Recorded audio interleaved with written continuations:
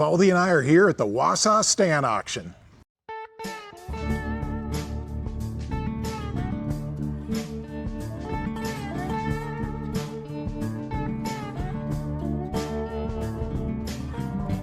Okay, I think we're in Wausau at the warehouse where Wausau stands snowmobiles, dirt bikes, and stuff are. Let me provide the backdrop. How did this happen?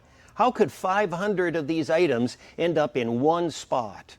Well, I'll go back about four and a half years ago.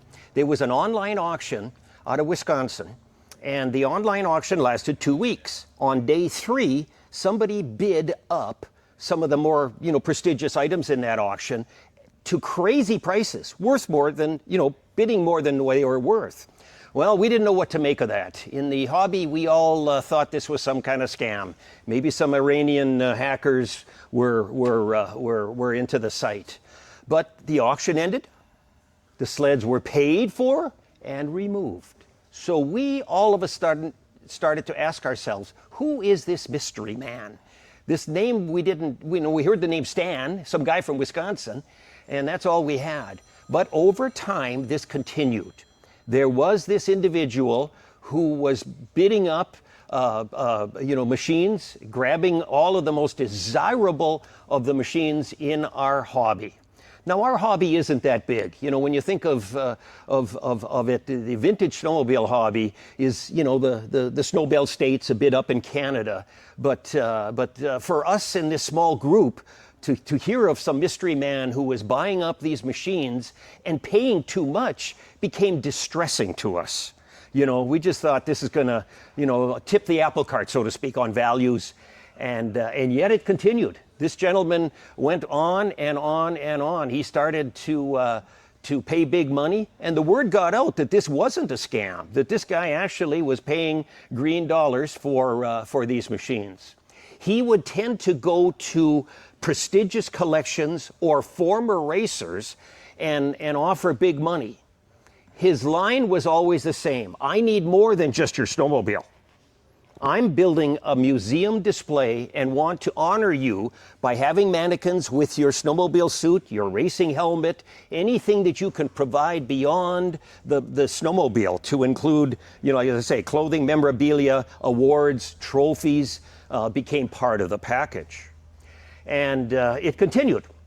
Let's fast forward to another 6 months. The word got around the hobby that this fellow was just insatiable in his demand for these products, or these sleds. And that the buzz was, when Stan comes a-knocking and wants to buy some of your prestigious snowmobiles, you say, listen, Stan, I'm not just going to let you cherry pick my collection. If you want 2 or 3 of my sleds, you're going to have to buy all 10. And yet the dollar bills just kept, $100 bills just kept flying. So this was a remarkable person, and finally I got to meet Stan. It was at the St. Germain show in Wisconsin, and I said, "Is he here? Is he here?" And my friend said, "Well, you'll recognize him," and you sure as heck did.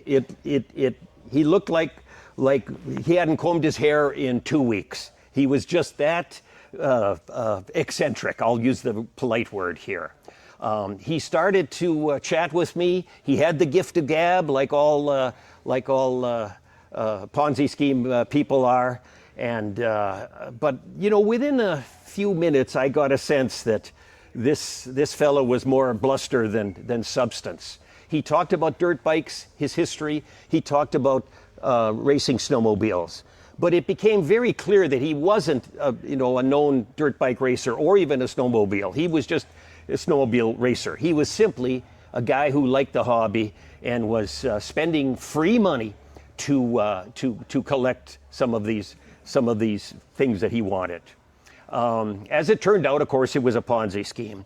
Stan and his cohorts decided to bilk people out of money, He went to the Midwestern states. He started in Iowa, went as far south as Texas.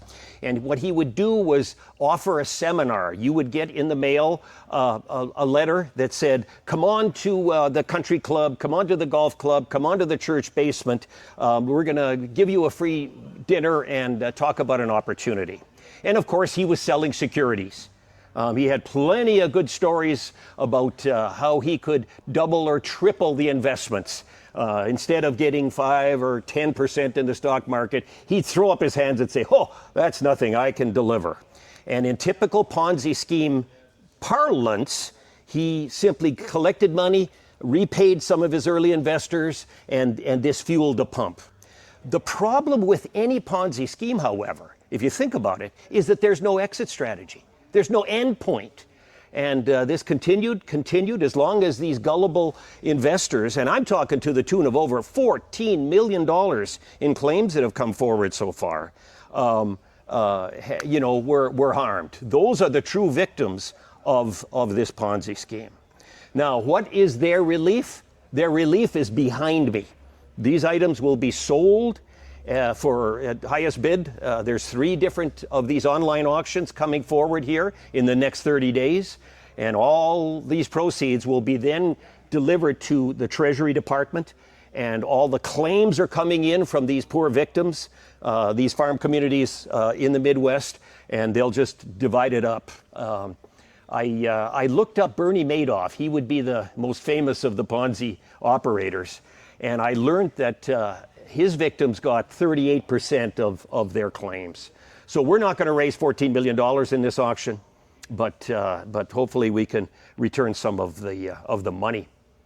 Now, the machines that are in here are very much pedigreed. This isn't just normal consumer machines. And we'll try to illustrate that today. And so this is 4 years of free spending. I call it monopoly money because it wasn't his. And got caught. There was a plea deal that released. With the plea deal that Stan made with the Treasury, he released all of these pieces for sale. And so there's federal agencies involved. There's appraisers that have a contract with the federal government. The auction company is again a government contractor. So we're most excited to see what's going to happen. We are here in one of 3 viewing days in the first auction. So if you want to learn more about these auctions coming up, we'll include that in the video here.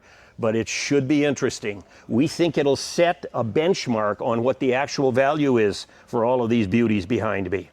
And so it'll serve as I said, a benchmark for our hobby. Is it going to help or hurt the hobby? Only time will tell. Thanks, Valdi. And we should note that all the sleds from all 3 auctions are in the room today. We're able to look at all of them. So this isn't going to be a 3-part video.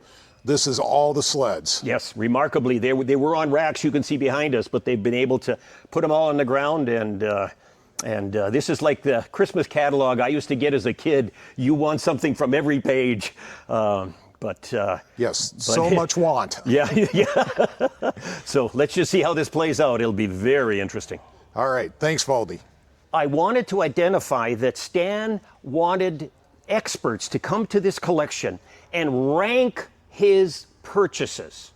You understand? He was no expert. He was no racer. He bought a lot of stuff and wanted experts to take a look at his collection and rank them, good, better, best, kind of a deal. And as it turns out, he brought in experts, and they used a colored tag system to rank these machines. Now, these machines are racers. In Eagle River, what we call the Derby track, the World's Championship racetrack, required that anybody who entered to race there had to fill out a form and include the serial number of the chassis and the motor. And thank God they saved those records. It's the only racetrack where you can kind of authenticate the accuracy, or at least the VIN numbers of your chassis and motor. So that was a big play in ranking these machines.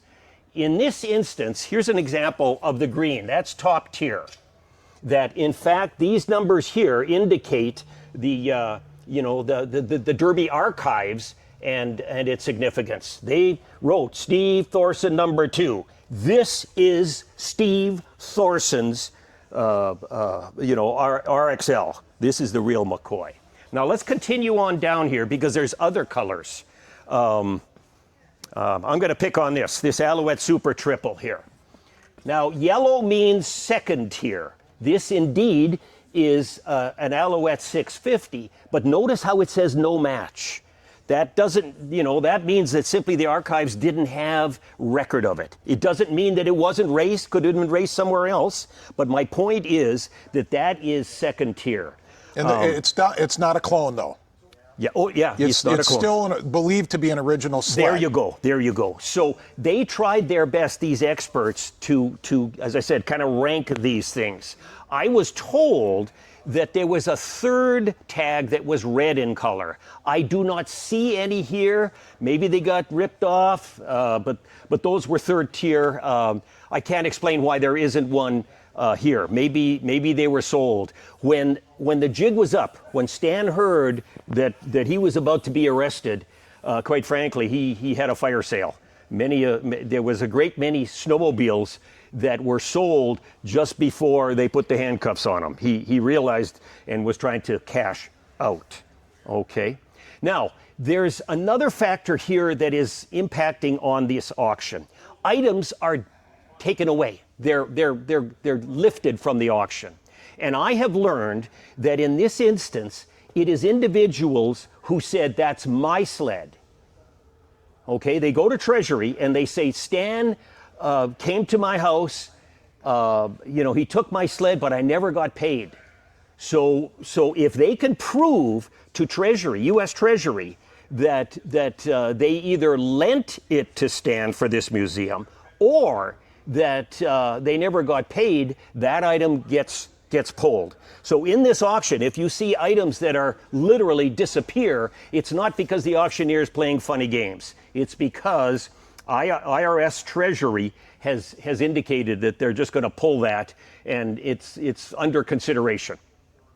So that's a little bit about the nuts and bolts of how these things get listed, how they get ranked, and I must say, the truth is, we don't know anything about the integrity of these machines. This review that I talked about, these tags include VIN numbers of chassis and motor. Maybe along the way things changed. I mean, it's a buyer beware thing. There's rumors going around that when Stan came a knocking, and you sold stuff to Stan, you would change some parts before Stan Semi showed up. I mean, we don't know if that happened. I'm not saying it happened, but anybody bidding on this auction should understand that we just had no control, or he had no control over those items. So buyer beware. All right, thanks, Valdi. I got a little more color there. I'm going to name drop, and I was talking to Mike Decker about 2 weeks ago, and he told me Stan had come to him at one point, and when Mike didn't want to sell sleds, he wanted all his memorabilia, and he was putting it in what he called a 100-year trust, basically just to make sure the stuff was preserved well in a museum setting. And Mike didn't go for it. He saw through it, but that's probably also, Stan probably pulled that 100-year trust thing on other people. That probably also explains how some stuff is not here. I imagine all those people got their stuff back. Yeah, later in this on this video, you're going to see memorabilia, trophies, suits. I mean, all of this. I'll give you one example. Blair Morgan's snowmobiles, his famous racing ones, were sold to Stan. They're not in this auction. And what happened was that apparently they got sold out just before Stan was put away. He sold it to somebody else. Blair Morgan personally asked me to find 2 helmets that he gave to Stan. He lent to Stan.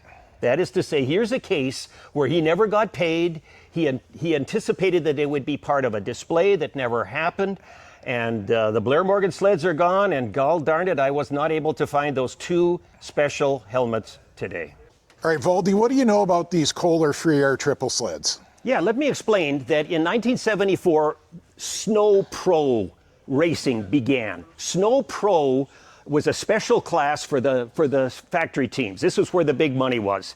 Hitherto, the amateurs were racing with the factory teams, and it just wasn't fair. Snow Pro allowed flexibility, and a great many manufacturers participated in the first years of Snow Pro. Kohler, Canada, fielded these two machines. Valdi, does that make these Canadian orphans? Yes. Yes. Anyway, my point is that even Kohler Canada, fielded a bit of a team, and surprisingly, they are here today. These are hen's tooth, machines, and if you know your snowmobiles of the era, this looks like a Boa-ski bar. Well, it's the same basic components, but Kohler championed this. This was raced, and through Kohler Canada. Here is a 650 triple and a 440. Very, very rare. These things came out of Alberta. I knew the previous owner, and it's just so great to be able to see them here, let alone be able to touch them. This chaparral, as we learned last fall, Two Cousins Sled Show, is 1972, and this is really credited as being one of the first real IFS sleds, as opposed to maybe somebody like a Hellstar just put a coil spring on a spindle. We went all through that, and I'm just going to encourage you, if you want to learn more about this, Brian Mahler, who owns one, walked us all through that sled. It's in the Two Cousins Sled Show from the fall of 2025. Here is another storied snowmobile. John Binkley was racing Suzuki. Remember I talked about how everybody was jumping in the game with kind of Snow Pro machines? Believe it or not, a Suzuki racer. And what I noticed about this was that, like some others, they've got a twist grip throttle on it. This is there's not many Suzuki racers out there, and this is the real McCoy. I'm so happy to be able to feel it, touch it, and see it in person. I'll tell you what, Valdi, this was in a friend of mine's collection for years, and I'm going to give him a call and ask him how it ended up here. Yep. That should be an interesting story, but I probably won't have it in time for this video. Now, I should mention that when I talked to Stan, he spoke of coming to the Derby track in the 1980s, and that would explain a triple set like this. These are Yamahas that were modified extensively, and Tim Bender, was the racer. And this was the genre. This was the era in which Stan was involved not involved, but he was in the audience. You'll see a bunch of twin trackers here later. But anyway, these three Yamahas were heavily modified. If you take a look at some of the detail here, look at how the struts are outside of the frame. These were widened. Of course, it's very difficult to race a narrow snowmobile, so these are heavily modified. They may look like just a regular old Yamaha, but they are maxed out here in terms of their modification. Look at this exciter here. If you can get over there, I want to show, well, maybe you can't see it, but there are two exhaust pipes coming out the back and pointing down. Interesting. So these are not your regular, Grandpa's Yamaha. Well, if you're a Yamaha guy, you know what an SSR is. 1978, and many people argue about what the most sexy snowmobile ever built was. And the Yamaha guys will point to this SSR format. It's just sleek. It's just, it looks like it's going fast just standing here. And Stan was insatiable in his appetite for these SSRs, and you can see it here. These are big dollar machines, and he went out of his way to acquire them. By the way, what are the other most sexy machines? My vote goes for the Alouette Super. Others talk about the 245 RV Skidoo. Scorpion Bullwhip. And okay, Scorpion Bullwhip. Okay, these are we're talking top 5. But anyway, Stan really liked these SSRs, and I don't blame him. We were talking about the sexiest sled. Skidoo wanted a racer that was both trail and racetrack, and they designed this super low down, sexy looking, no windshield model called 245 RV. And it was a home run. Many people consider this, again, a beautiful machine. I use the word sizzle because of its looks. And again, Stan had a real passion for these. Look at 1, 2, 3, 4, 5, 6. In fact, we think there's over 10 of these 245 RVs in these auctions. So if you're in the mood, there's plenty to choose from. I got to say this too, Valdi.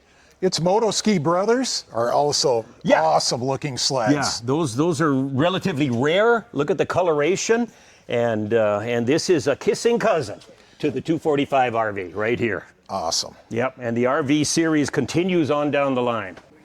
All right, I want to open this up by saying Ramblin' Ray made a very informative Facebook post on this sled. And if you're a fan of Ramblin' Ray's out of Chicago, you should go out there and dig that up, see what he had to say. Valdi, what do you know about it? Well, again, what Stan told me was that when he was going to the Derby track, it was the twin track era. And I want to kind of describe what a twin track snowmobile in fact is. Now, in like NASCAR, you're going in a circle, you're turning left. And the concept was that if you had 2 separate tracks in your snowmobile, you could gear it, clutch it, adjust it such that the outer track would go faster than the inner one. And ipso facto, you could turn the corner. So for every lap, they had to turn 4 different times. And this is an example of a twin track. Notice its width. And I guess I can't describe the technology here beyond the fact that the driver, sat in the left, hand side of this machine, and as you turn the wheel, the mechanism within, allowed the outer track again to spin faster than the inner track. It was more stable by virtue of its width here, and so Valdi, I have one observation. Yes. There is a slipper clutch I can actually see from here. I'll zoom in on it. Yes. And so they're using that to differentiate the speed between the 2 tracks. That's it's directly precisely on the it. drive shaft. Without getting technical, that's exactly right. So what a beautiful machine. We're talking about twin tracks. This is a special one. It's got a green tag. This one is super special because Stan wanted to actually involve himself in a twin tracker of his own. SP is his machine. This signified his machine. They took a twin track machine, totally went through it, modernized it, and within the last 2 years took this machine up to Valcourt, Quebec, where none other than Sabrina Blanchette raced this thing. So this is one example where he took ownership and involved himself as a team captain in its rebuild, if you will. So this thing was raced by Sabrina, and it has his name all over it. The famous story was that he had an executive jet and took a lot of dignitaries all the way up into Quebec. And Sabrina didn't exactly, win the race, but this stands for Stan Popal, SP. We talked about this Snow Pro era, and Kawasaki got in the game. This machine has a green tag, and the reason it has a green tag is simply this. This is a clone. Kawasaki crushed and buried all of their Snow Pro machines. There's been a lot of hunting and pecking to try to find that pile. But some people, were recreating this in the form of a clone. And it is so rare that indeed this thing got the green tag. There's probably some history of racing this clone at Eagle River, I imagine. Could be. It's got a number. Look at this. Talk about racing history. Look at these helmets. Again, Wausau Stan would say, I want to make a nice display. You give me your goods. It's just incredible. Let's take a look at some of this clothing here. Each of these suits has provenance. If you were involved and saw this in the era, you will start to recognize some of these suits. Look at this. Look at the leathers here. The Skidoo leathers. This thing has been around the track a few times, I can predict. I'll tell you what, Greg has a big collection of Skidoo leathers, and I've never seen that one. Yep. I mean, look at the character of this. And some of my friends are telling me, listen, I can't afford the sled, but if I could buy the suit, I could hang this up and brag to my buddies over a few beers. And so there's some pedigree here, even though it doesn't have a motor attached to it. Look at Alan Decker here, and it goes on and on and on. Look at the signatures on this jacket here. Wow. I don't know why Stan was buying parts, but he certainly did. This room is full of it. Look at the spikes on this. This is a racing track, and it's for the ice. Ouch! I wouldn't want that to fall on me. Now, look at these funny tracks. What is this for? It's for those twin trackers. That there was two small 12-inch tracks that Valdi, propelled. somebody's going to say these are Raider tracks, and I'm going to guarantee you they're not, because they have the involute drive on them. Correct. And Raiders were not involute drive. Yes. Look at this belting here. It says Wall Brothers. That's full-on race twin track. That's full-on race. Yes. And look at the parts. Look at the parts.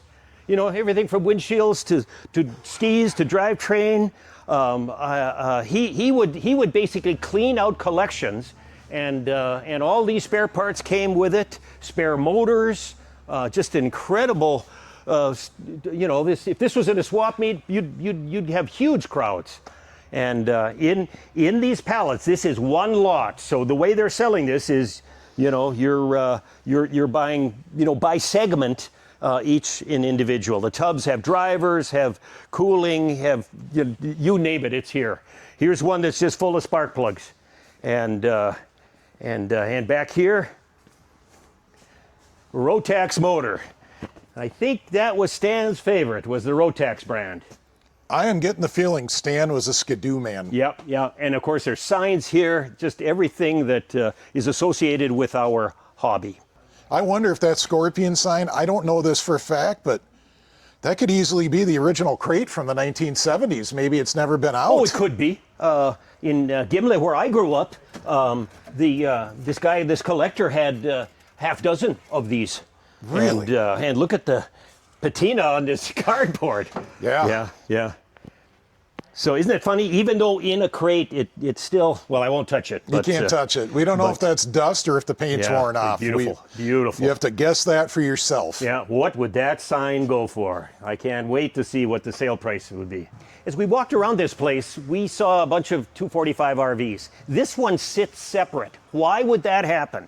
The truth is that somebody saw this machine, went to U.S. Treasury and said, I never got paid. You know, this shouldn't be in the auction. Pull it. Well, what happened was that seller couldn't prove that this was his sled, or he didn't get paid by Stan. So it ended up coming back in the third of the auctions. So crazy stuff like that happens, and that explains why this one stands separate from all the other 245 RVs out here. Well, that's unfortunate for the seller, but he's got one more chance. He just has to be high bidder. Yep, you bet. But this thing has race history. You can just see right here that he participated in the World's Championship race at the Derby track. So, you know, it's a great sled by anybody's standards. How's this? Gilles Villeneuve's Racers. These are some of the best machines that are here, you know, arguably. But I wanted to show you this. I talked about the Derby archives, and this is an example of a sheet that was used to register a racer. The date is here, 1983, but it includes serial number of motor and chassis. So this is the important archives that allows individuals who say, I got the real McCoy, to prove it, the Derby archives. Got some very special Polarises here, factory team, RXLs, Midnight Blue Express, look that up, and you'll understand how dominating they were. They were dominating on the track because they had developed a functional independent front suspension, and they could simply get around the corners faster than anybody else. In that era, that 1 year, Polaris dominated all classes, all races by virtue of that. These are Bunky and Hewlings. These are factory machines proven by the Derby archives. Valdi, I want to say huge thanks to you for coming with today and teaching us so much about these sleds. I really appreciate it. Yeah, this is a most unique opportunity. Where in the world would you ever see this kind of depth of racing machines? It's not going to happen here. Now, the bad news is $14.25 million was stolen. The victims need some compensation. And it's just crazy that one man had to control this whole experience. On the plus side, think about it. This is an opportunity for people to come and see this giant racing museum. I mean, this is just not available anywhere else in the whole wide world. And moreover, as these auctions go forward here over the course of the next month, we're going to get a real sense of the market value of these machines and the interest amongst us hobbyists. This is just the most curious, most unique situation I've ever experienced in this hobby. Yeah, this will give us a reset on prices as they become inflated over the last couple of years. Yep. So we'll just see how it plays out. I hope that we've teased you with these images. Follow along online with the auctions, and we'll just see what happens. All right, I have to say huge thanks to my sponsors of my YouTube channel. Roll the sponsor roll. Nutter Speed Shop is sponsored by Metro Performance Fuels. Please give Adam a call for all your performance fuel and race fuel needs. He is based out of the same building as Minnesota Motorsports, near Wyoming, Minnesota. Nutter Speed Shop is also sponsored by Minnesota Motorsports. So if you need snowmobile repairs or a complete race sled build or anything in between, get a hold of Chet. We really appreciate your sponsorship, guys. Thank you. I also have to say a huge thanks to the patrons. The patrons are my channel members. My membership is run off-site on a website and app called Patreon. And for a small amount each month, they get to see all the videos early and ad-free. They get patron-only videos. They get everything, and they get it as soon as I can give it to them. And they will probably have seen this at least a day before everybody else does.